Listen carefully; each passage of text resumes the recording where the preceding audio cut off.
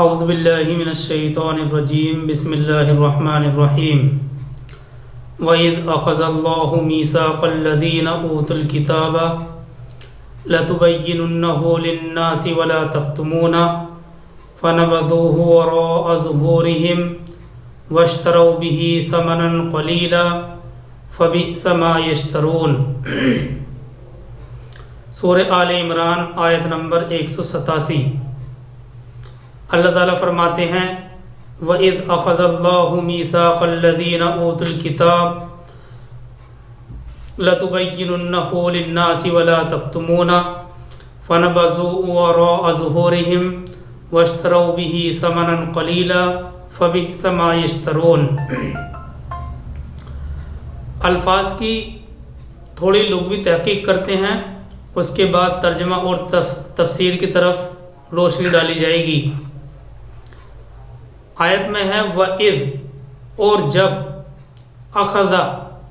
لیا، اللہ نے، میثاق، عہد، الذین،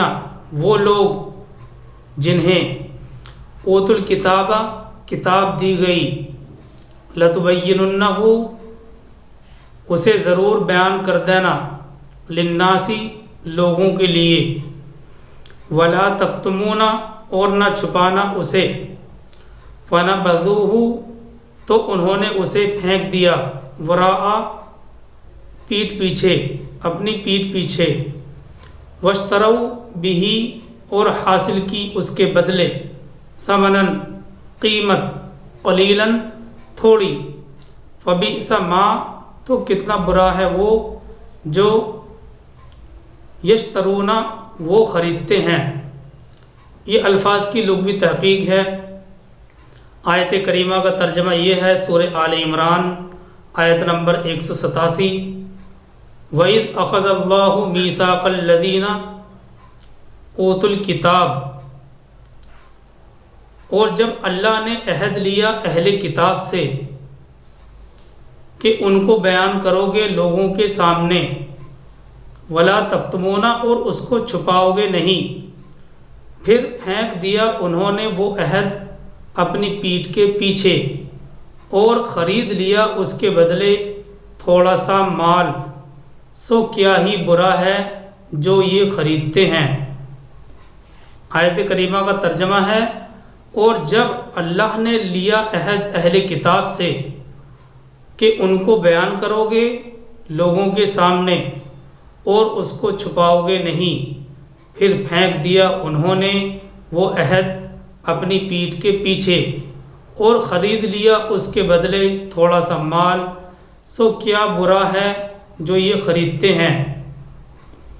دیکھیے اس آیت کا پچھلی آیت سے ربط اور تعلق یہ ہے کہ پچھلی آیت میں یہود کے برے افعال اور بری خصلتوں کا بیان تھا، اور اس آیت میں ان کے ایسے ہی ایک برے عمل کا ذکر کیا گیا ہے، اور وہ ہے عہد اور پیمان کی خلاف ورزی، کیونکہ اللہ تبارک و تعالیٰ نے اہل کتاب سے یہ عہد لیا تھا کہ اللہ کے جو احکام توریت میں نازل کیے گئے ہیں، توریت میں آئے ہیں، وہ ان کی اشاعت کریں گے، وہ ان کو پھیلائیں گے، وہ ان احکام کی تبلیغ کریں گے، ان کو عوام میں پھیلائیں گے، اور کبھی کسی حکم کو اپنی نفسانی خواہش اور نفسانی مقصد سے نہ چھپائیں گے۔ اہل کتاب نے یہ عہد توڑ دیا،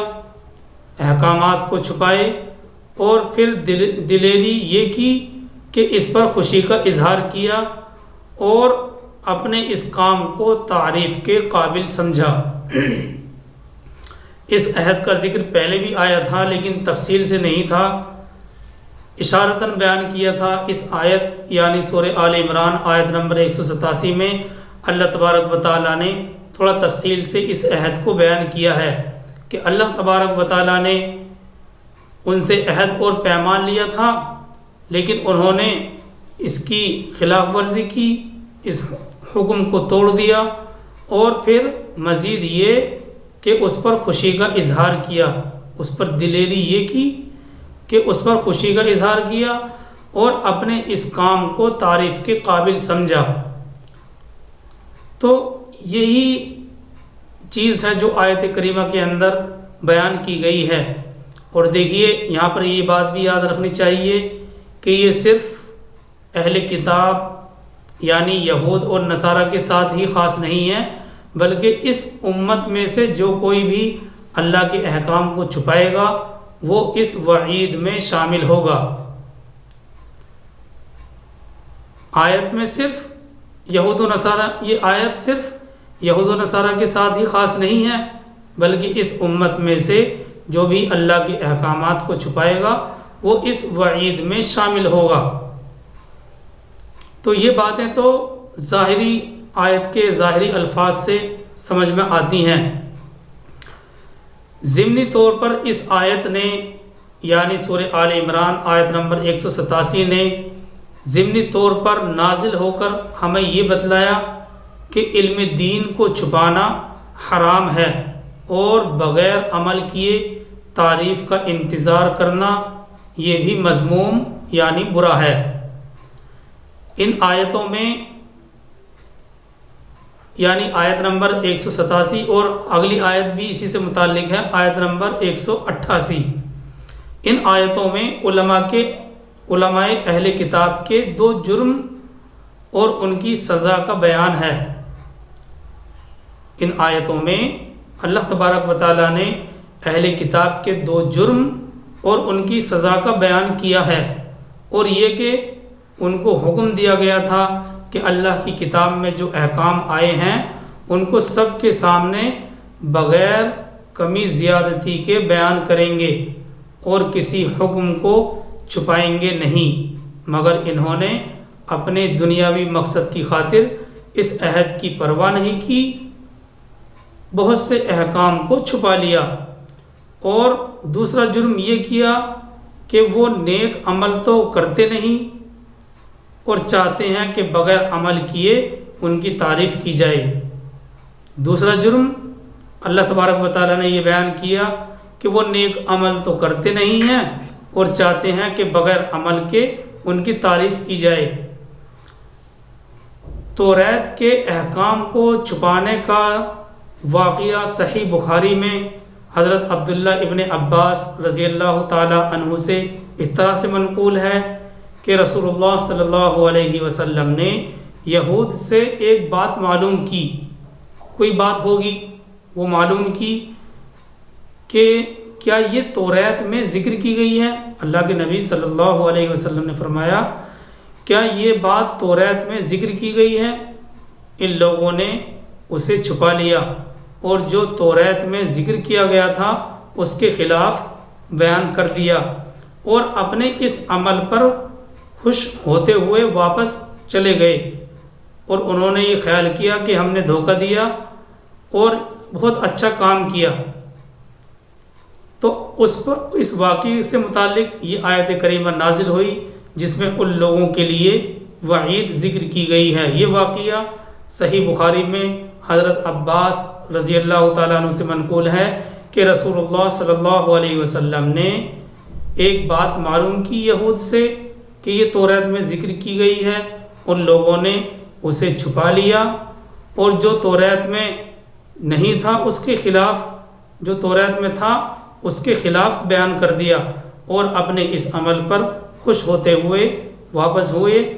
اس واقعے سے متعلق یہ آیت نازل ہوئی۔ تو گویا کہ یہ واقعہ آیت کریمہ کے شان نزول کے طور پر بیان کیا جاتا ہے۔ دوسرا معاملہ جو اس آیت کریمہ میں بیان کیا گیا ہے وہ یہ کہ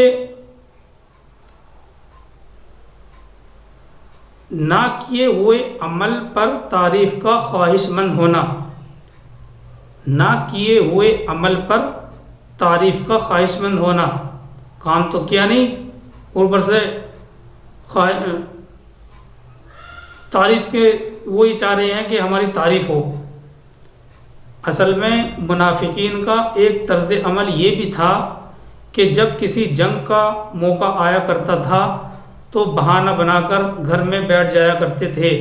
اور اس جنگ کی مشقت سے بچنے پر وہ خوشیاں مناتے تھے، اور جب رسول اللہ صلی اللہ علیہ وسلم واپس آتے تو آپ کے سامنے جھوٹی قسمیں کھا کر عذر بیان کر دیتے، اور اس بات کے طالب اور خواہش مند ہوا کرتے تھے کہ ان کے اس عمل کی تعریف کی جائے۔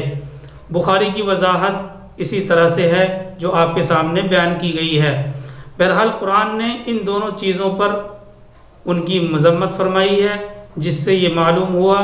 کہ علم دین اور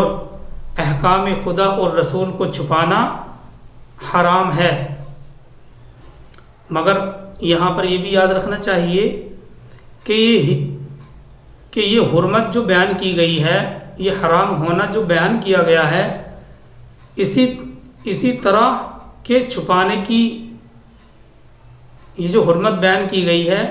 اسی طرح کے چھپانے کی ہے جو یہود کا طرز عمل تھا کہ اپنے دنیاوی مقصد کی خاطر احکام خداوندی کو چھپاتے تھے اور اس پر لوگوں سے مال وصول کیا کرتے تھے۔ تو اصل حرمت اسی طرح سے ہے کہ یہ حرمت اسی طرح چھپانے کی ہے جو یہود کا طرز عمل تھا کہ اپنے دنیاوی مقصد کی خاطر احکام خداوندی کو چھپاتے تھے، اور اس پر مزید یہ کہ لوگوں سے مال وصول کیا کرتے تھے۔ لیکن اگر کسی دینی اور شرعی مصلحت کی بنا پر کوئی حکم عوام پر ظاہر نہ کیا جائے تو وہ اس وعید میں داخل نہیں ہے۔ دیکھیے یہاں پر یہ بات سمجھنے کی ہے کہ اگر کسی، یہ حرمت ہر چیز کے لیے نہیں ہے بلکہ کسی دینی اور شرعی مصلحت کی بنا پر، یہ قید ہے، یہ شرط ہے کہ اگر کسی دینی اور شرعی مصلحت کی بنا پر کوئی حکم عوام پر ظاہر نہ کیا جائے تو وہ اس وعید میں داخل نہیں ہے۔ صاحب بخاری نے اپنی کتاب میں ایک مستقل باب قائم کیا ہے اور اس مسئلے کو صحیح احادیث کے حوالے کے ساتھ بیان کیا ہے، اور بخاری کا اس باب کو قائم کرنے کا مقصد یہ ہے کہ بعض اوقات، بعض وقت، بعض دفعہ کسی حکم کے ظاہر کرنے سے عوام کی غلط فہمی اور فتنے میں مبتلا ہو جانے کا خطرہ ہوتا ہے۔ اس خطرے کی بنا پر کوئی حکم پوشیدہ رکھا جائے تو کوئی مضائقہ نہیں ہے، کوئی حرج نہیں ہے۔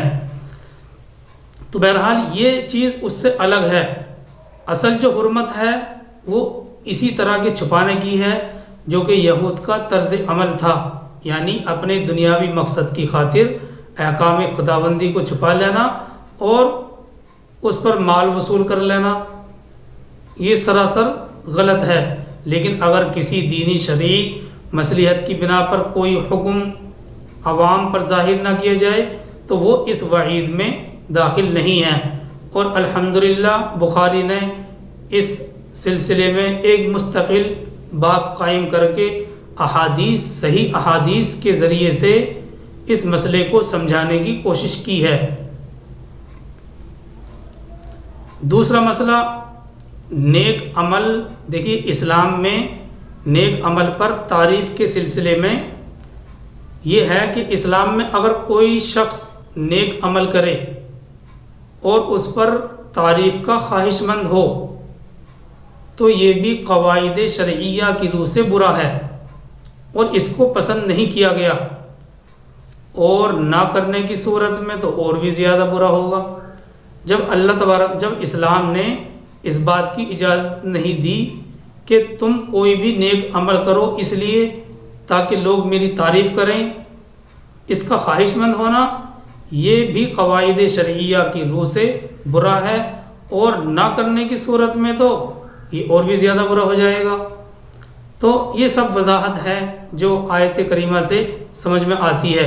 اللہ تبارک و تعالیٰ فرماتے ہیں وَإِذْ أَخَذَ اللَّهُ مِيثَاقَ الَّذِينَ أُوتُوا الْكِتَابَ لَتُبَيِّنُنَّهُ لِلنَّاسِ وَلَا تَكْتُمُونَهُ فَنَبَذُوهُ وَرَاءَ ظُهُورِهِمْ وَاشْتَرَوْا بِهِ ثَمَنًا قَلِيلًا۔ اور جب اللہ نے عہد لیا اہل کتاب سے کہ ان کو بیان کرو گے لوگوں سے چھپاؤگے نہیں۔ پھر پھینک دیا انہوں نے وہ عہد اپنی پیٹھ کے پیچھے اور خرید لیا اس کے بدلے تھوڑا مال، سو کیا برا ہے جو یہ خریدتے ہیں۔ اب آگے آیت نمبر 188 میں بھی اسی بات کو اجاگر کیا گیا ہے۔ اللہ تعالیٰ فرماتے ہیں لا تحسبن الذین یفرحون بما اتوا ویحبون ان یحمدوا بما لم یفعلوا فلا تحسبنہم بمفازۃ من العذاب ولہم عذاب علیم۔ اللہ تعالیٰ فرماتے ہیں آپ ان کے بارے میں خیال نہ کریں، لا تحسبن الذین، آپ ان کے بارے میں خیال نہ کریں جو اپنے کیے پر خوش ہوتے ہیں، وَيُحِبُّونَ أَن يُحْمَدُوا بِمَا لَمْ يَفْعَلُوا، اور اس سے بھی بڑھ کر مزید یہ کہ اس سے بڑھ کر یہ کہ وہ چاہتے ہیں کہ ان کی تعریف کی جائے ایسے کاموں پر جو انہوں نے کیے ہی نہیں۔ فَلَا تَحْسَبَنَّهُمْ بِمَفَازَةٍ مِّنَ الْعَذَابِ،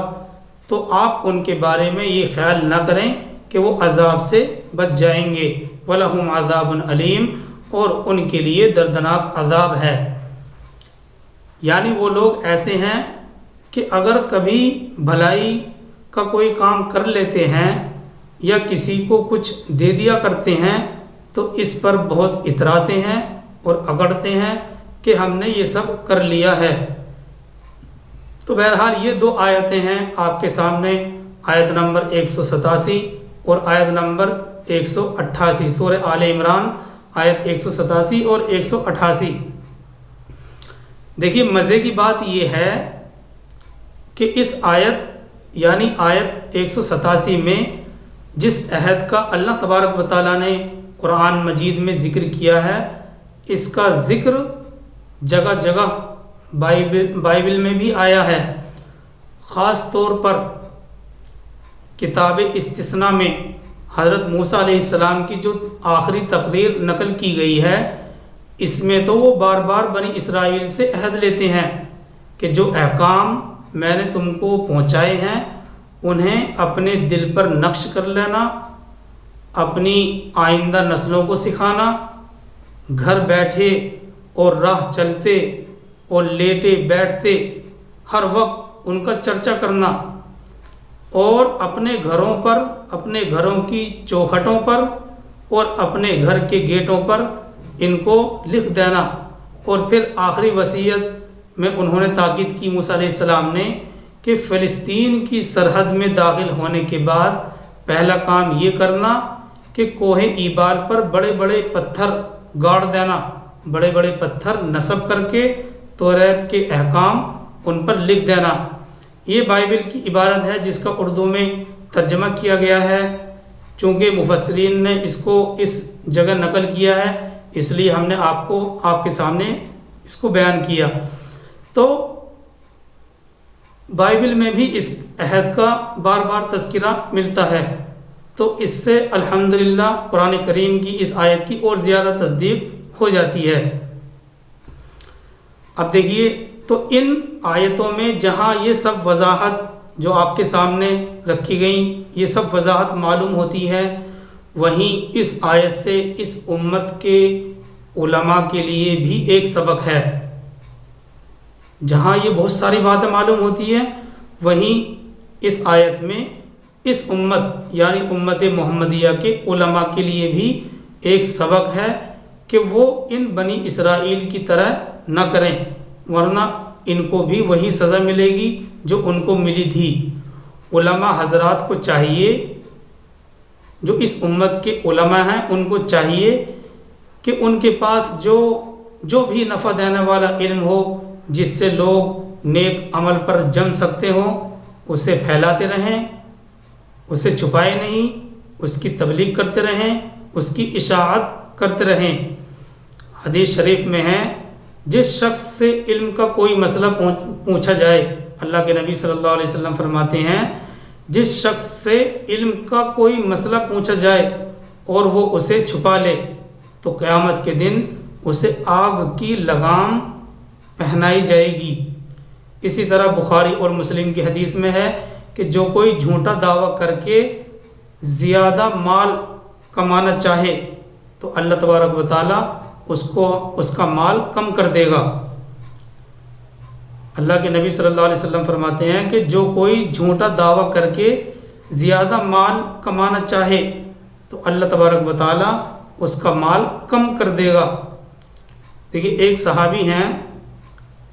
حضرت ثابت بن قیس انصاری صحابی ہیں۔ ایک مرتبہ وہ نبی صلی اللہ علیہ وسلم کی خدمت میں حاضر ہوئے اور عرض کیا، یا رسول اللہ صلی اللہ علیہ وسلم، مجھے تو اپنی ہلاکت کا بڑا اندیشہ ہے، مجھے تو اپنی ہلاکت کا بڑا خطرہ ہو رہا ہے۔ آپ نے فرمایا کیوں بھائی؟ تو انہوں نے فرمایا ایک تو اس وجہ سے کہ اللہ تعالیٰ نے اس بات سے روکا ہے کہ جو نہ کیا ہو اس پر تعریف کو پسند کرے، اور میرا حال یہ ہے کہ میں اپنی تعریف پسند کرتا ہوں۔ دوسری بات یہ کہ اللہ نے تکبر سے روکا ہے اور میں جمال یعنی خوبصورتی کو پسند کرتا ہوں۔ تیسرے یہ کہ حضور کی آواز سے بلند آواز کرنا منع ہے، اور میرا حال یہ ہے کہ میں ایک بلند آواز شخص ہوں، فطری طور پر میری آواز بلند ہے۔ تو رسول اللہ صلی اللہ علیہ وسلم نے فرمایا آپ اس میں شامل نہیں ہیں، اور کیا آپ اس بات پر خوش نہیں ہیں کہ آپ کی زندگی بہترین اور باخیر ہو، اور آپ کی موت شہادت کی موت ہو، اور آپ جنتی بن جائیں؟ وہ خوش ہو کر کہنے لگے کیوں نہیں یا رسول اللہ صلی اللہ علیہ وسلم، یہ تو بہت اچھی بات ہے۔ چنانچہ ہوا بھی ایسا ہی کہ ان کی زندگی بہت اچھی گزری اور موت بھی انہوں نے شہادت کی موت پائی۔ مسیلمہ کذاب سے جنگ میں انہوں نے شہادت حاصل کی، تو اللہ کے نبی صلی اللہ علیہ وسلم کی پیشن گوئی بھی سچی ثابت ہوئی۔ تو بہرحال اس کا مطلب یہ نہیں ہے کہ آدمی خوبصورتی کو پسند نہ کرے، یہ تو ایک فطری چیز ہے، اصل تکبر اور گھمنڈ سے روکا گیا ہے۔ تو یہ سب وضاحت تھی جو مفسرین نے ان دونوں آیتوں کے تحت نقل کی ہیں۔ اللہ تبارک و تعالی ہم سب کو ان چند باتوں پر عمل کرنے کی توفیق عطا فرمائے۔ سبحان اللہ و بحمدہ، سبحانک اللہم و بحمدک، اشہد ان لا الہ الا